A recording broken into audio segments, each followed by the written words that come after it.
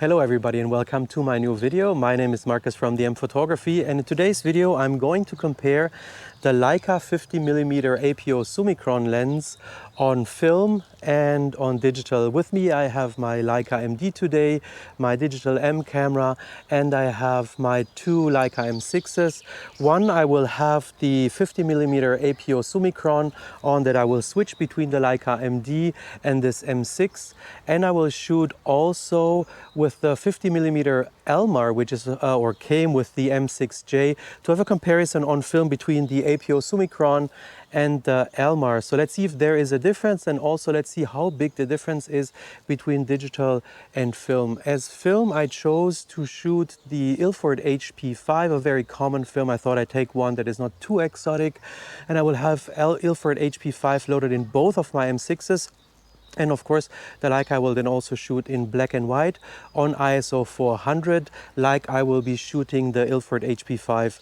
But before I can start the comparison, I will need to finish up a roll or a couple of left shots of Portra 400 in this camera.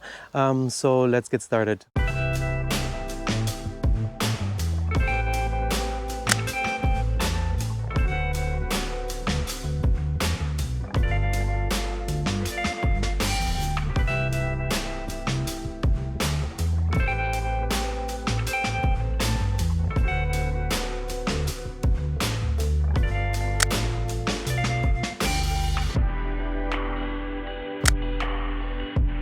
Wow, this would be like an amazing black and white shot here already. I want to take this one maybe as a first comparison shot. Wow, that's really good.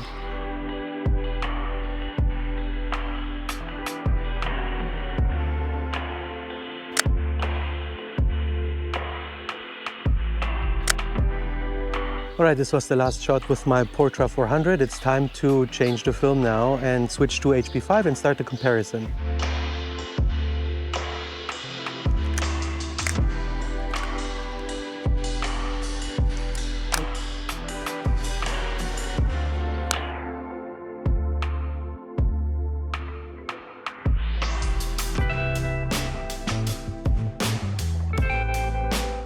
Alright, let's go now and compare the APO Summicron on the M6 versus the Leica M-D. Let's go.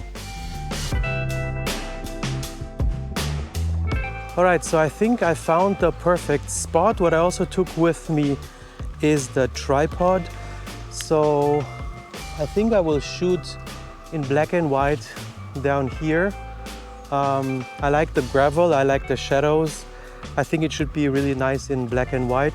I will put all three cameras, so the M6 and the M-D with the APO Summicron on the tripod to have exactly the same view, as well as the M6J with the Elmar, so that later we have exactly the same shot and really have a good comparison. So I'm curious myself how the geometry will be, how the contrast will be on the lenses, and how also digital compares with analog in this case. So let's set up the tripod.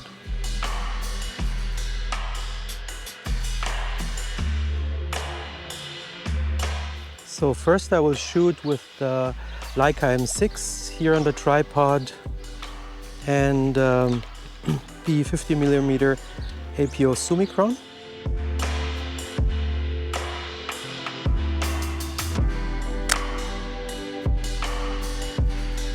Alright, I took the shot now with the Leica M6, and I will now switch over to the Leica M6J.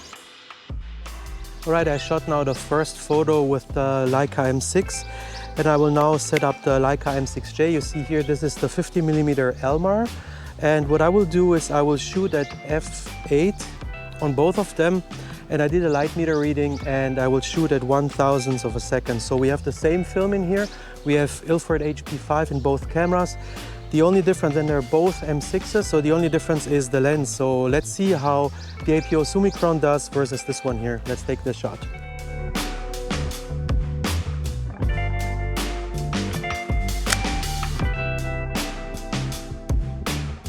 All right, I'm curious what the results are. And now I will be mounting the APO Summicron on my Leica M-D. So let's see.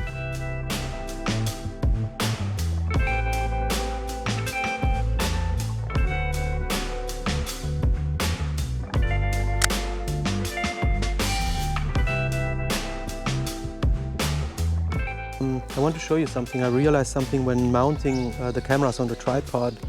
The analog camera has the tripod mount here. At this point, both of the Leica M6s, and the M-D has the tripod mount point here. So there might be a small difference later in the image, depending on like from the viewpoint, but that shouldn't matter a lot. It was just I realized it, and also saw that, yeah, this screw is not here like with the analog ones. It's kind of interesting. First time I realized that on my Leicas. All right, so let's find the next spot. So I think I found the next spot. I'll just take a photo of these houses. Also, these shots, I don't intend them to be artistically valuable or something. I'll try to have some leading lines and those kinds of things in the frame. But what I really want to see is the sharpness and the geometry. So here we have vertical lines, horizontal lines. We have the texture on the wall. I want to see the detail later in the scans also of the negatives. To see how the details are also on film, the sharpness, and really the overall geometry of the lens. So I want to see if the outside, the vertical lines stay vertical, especially with the Elmar.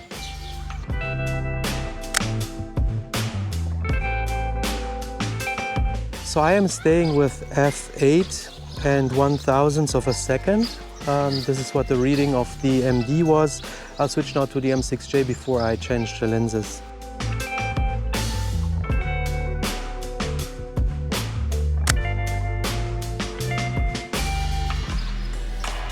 All right, the Elmar was shot. Now back to the normal M6. I am quite curious how much dust I am actually collecting while doing all this.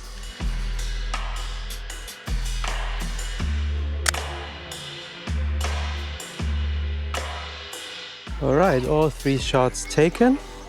Off to the next location. Let's see what we can find.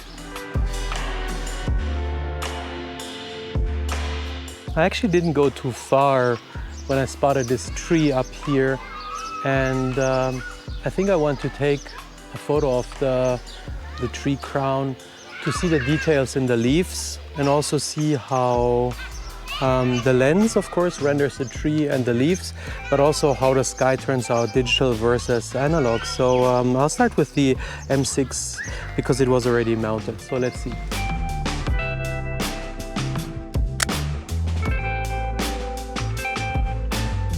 So here I'm taking the shot with f8, 1/500th of a second, and the rest is the same.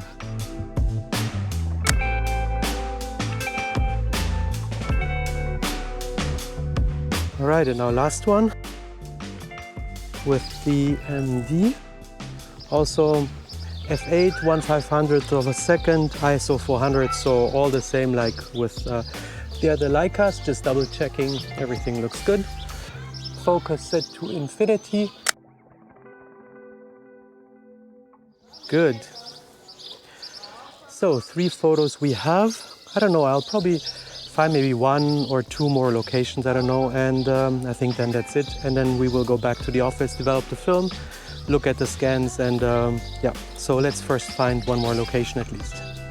So what I will also do is I will shoot portraits now of Titiana, and then we'll see these lenses also, how they perform in portraits.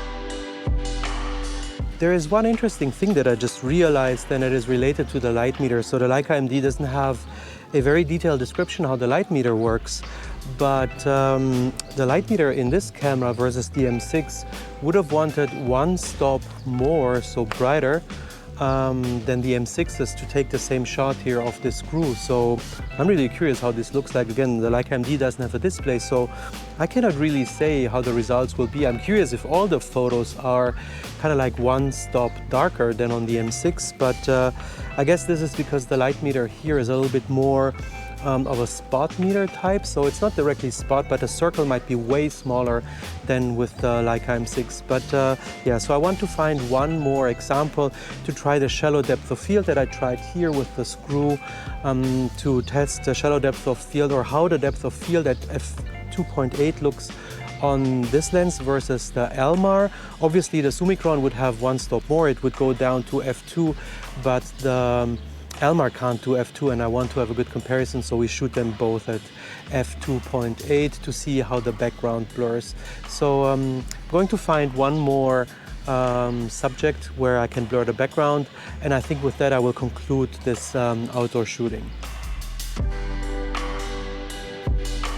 I decided that for my first shot I will just shoot with both analog Leicas, so with the M6 and the M6J, and just to have a pure comparison between the Elmar lens and the APO Summicron.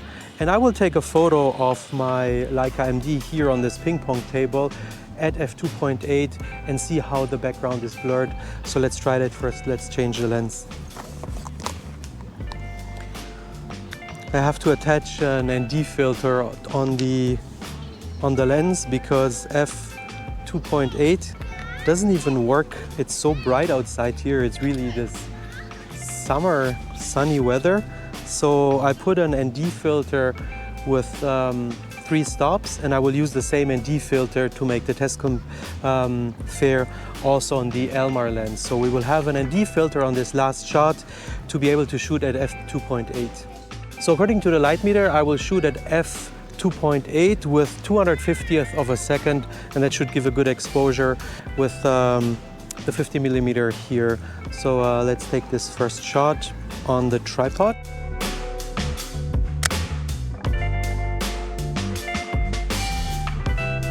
So we're now switching the MD filter on the Elmar so that we also have the ND filter, and that we really know that there was no other difference, so that everything is equal.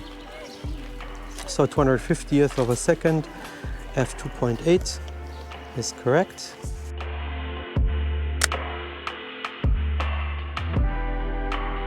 All right, that's it. That's the comparison, that's the shots that I'm going to try to now develop and scan, and then we will take a look at the results. I'm really curious myself if there is a big difference between the Elmar and 50mm APO Summicron from Leica, and then of course how does digital fare against analog. See you back at the office. I'm back at home now. I developed and scanned the film, and I want to quickly go through the images that I showed you or that you've seen already in more detail. I will zoom into parts of the images and discuss a little bit the differences between digital and analog, and also both analog cameras, the M6 with the APO Summicron and the M6J with the Elmar, to really see a little bit more the differences between the two lenses and also between this lens, digital and analog. So let's jump into the first photo. So here we see the photo that you've seen with that gravel, the trees and the shadows. And we see on the left side the Leica M-D with the APO Summicron. In the middle we have the M6 with the APO Summicron, and on the right side the M6J with the Elmar. And this will continue like this going forward. So on the left side we see a very balanced photo. We see how the digital Leica can get everything out of the image, and that the 50mm APO Summicron can really shine in contrast, in detail, and so on and so forth. In the middle we see the same lens on film on Ilford HP5. We see that we're lacking some detail in the gravel. You see that at the bottom, but the wall is perfectly sharp, and we have the similar feeling then on the left side. And in the shadows, it really holds the shadows. It shows a nice dynamic range, and it is very comparable with the digital image. On the right side, we have the Elmar, and here we see how the shadows become a little bit more muddy. And not just more muddy, but also there is no detail. And if we would zoom in more, we would also see that it is not exactly as sharp as the APO Summicron, and we will see more examples of the sharpness later. But what you can also start to see here is that the grain is more pronounced on the Elmar. So this is a first overview that you get a general feel for, first of all, analog versus digital, but also on the analog side, on the both images on the right, the difference between these two shots just by changing a lens, nothing else. For me, this was very interesting to see. Now let's jump into the next photo, and in this photo we now see both analog cameras, and on the left side we see the 50mm APO Summicron, on the right side the 50mm Elmar, and I flipped the image on the right side so that we can compare them better. And so what I did here is I aligned the image on the bottom, and what we can see when you go up to the top in the middle, we see that the balconies don't meet each other. So obviously something is going on with the geometry. And I also wanted to highlight it a little bit with these red lines. What I also did, or what I want to highlight, are these areas that I marked now with blue. And this is where we see that at the edges of the image with the Elmar, we start to have geometric problems. So we have some distortions which we do not find on the 50mm APO Summicron. Other than that, we also see again the shadows that are a little bit more muddy and also more grain, but I think the details are very, very minor. So if you don't look too closely, you wouldn't even think that these two shots were done with two different lenses. But again, in detail, I think this is the first hint that, at least from a geometric perspective or geometry perspective, the Elmar cannot hold its water towards the APO Summicron. I didn't show here the digital photo because the Leica M-D and the Leica M6 with the APO Summicron look basically identical. The Leica M-D is just a little bit more sharper. If you zoom into 400%, you can make out certain details that you cannot see on film. Now, the next photo that we are taking a look at is the tree.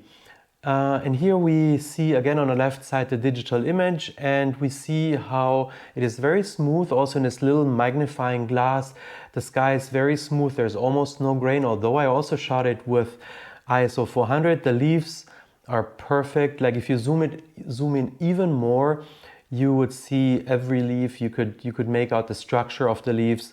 At the bottom of the shot, we also see how the shadow details are perfect with the Leica M-D and the 50mm APO Summicron.